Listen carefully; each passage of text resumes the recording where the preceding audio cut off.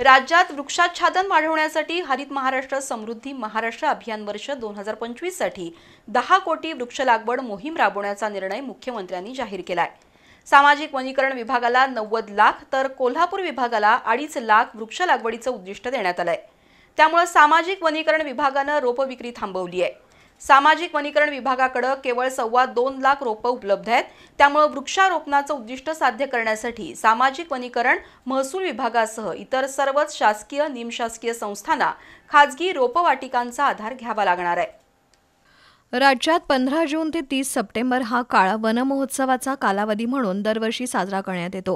वृक्ष लागवड आणि संगोपन हा लोकांचा कार्यक्रम व्हावा, जनतेला वनीकरणाचं महत्त्व पटवून देता यावं या दृष्टीनं वनमहोत्सवाच्या काळात सामाजिक वनीकरण विभागाकडून शाळा, महाविद्यालयं, शासकीय निमशासकीय संस्था यांना सवलतीच्या दरात तर काही ठिकाणी मोफत रोपांचा पुरवठा दरवर्षी केला जातो।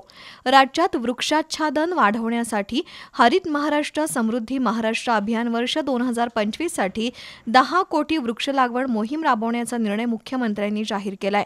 4 जून 2025 रोजी झालेल्या बैठकीत मुख्यमंत्र्यांनी सामाजिक वनीकरण महसूल विभागासह शासकीय कार्यालयांना निर्देश दिले आहेत।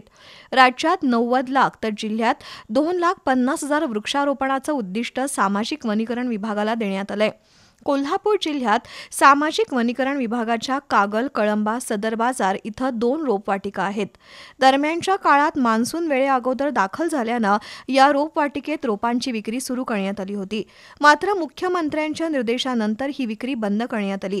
जिल्ह्याला वृक्ष लागवडीचं जे उद्दिष्ट देण्यात आलंय तितकी रोपं शासकीय रोपवाटिकेत उपलब्ध नाहीत। त्यामुळे उद्दिष्टपूर्तीकरता वनविभागासह सर्वच शासकीय कार्यालयांना खाजगी रोपवाटिकेतून रोपांची खरेदी करावी लागणार आहे।